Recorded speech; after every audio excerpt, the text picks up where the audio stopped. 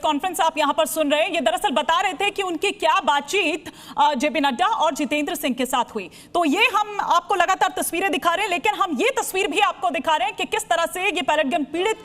ये आरोप लगाते हुए उसकी चोटें भी दिखाते हुए, ब्रजेश तिवारी अगर आप तक मेरी आवाज पहुंच रही है तो राहुल गांधी यहां पर उस शख्स को सामने लेकर आए और ये कहा कि हमारे बच्चों को मारना बंद कीजिए।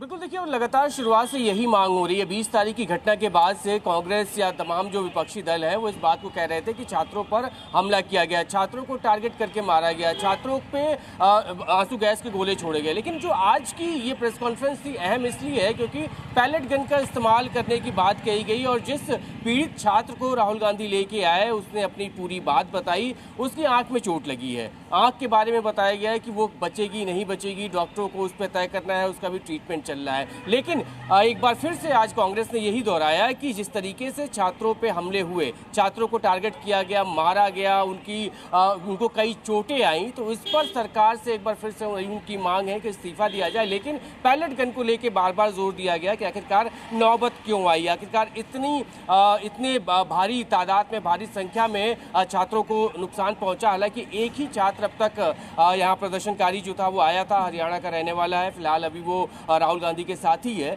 लेकिन उसने अपनी बात बताई और बार बार इसी बात को लेकर जोर दिया गया कि पैलेट गन का जो इस्तेमाल किया गया वो गलत है और इसके अलावा एफआईआर की भी मांग की गई। बहरहाल अभी उस छात्र से भी हम बात करेंगे, कोशिश करेंगे, लेकिन इस मुद्दे को पूरी तरीके से जो राजनीतिक पार्टियां हैं, दूसरी पार्टियां हैं, वो लगातार इसको आगे बढ़ा रही हैं और सबकी एक ही मांग है, सभी इसी मांग पे अड़े हुए हैं कि इसमें धर्मेंद्र प्रधान का इस्तीफा होना चाहिए। और आज एक बार फिर जो 3 मुख्य मांगों की बात राहुल गांधी ने की उसमें से एक बड़ी मांग ये भी थी कि धर्मेंद्र प्रधान को इस्तीफा देना चाहिए। बहरहाल लगातार हर घंटे इसमें परिवर्तन, जो पूरा घटनाक्रम हुआ उसमें हर घंटे नई नई अपडेट्स आ रही है। 4 बजे का भी इंतजार रहेगा, लेकिन इस बीच आज की प्रेस कॉन्फ्रेंस में ये बात साफ हो गई कि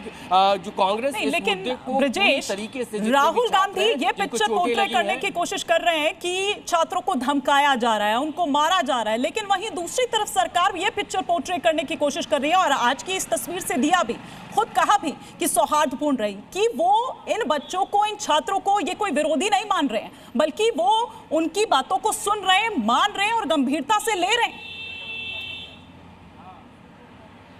देखिए, ये परसेप्शन का यहाँ पे पूरी की तरह से हम कह सकते हैं लड़ाई है। अगर हम सीजेपी के प्रदर्शन में जाते हैं तो वहाँ सीधे तौर पे ये छात्रों का ये कहना होता है, प्रदर्शनकारियों का ये कहना होता है, या फिर जो भी राजनीतिक पार्टियां वहाँ पर आती हैं उनका ये दावा होता है कि सरकार उनकी नहीं सुन रही है। लेकिन हमें ये भी ज़रूरत है समझने की कि इसके पहले जो मांगे हुई उसमें सीजेपी की तरफ से जो मांगे हैं उसमें सरकार ने उस पर बातचीत की।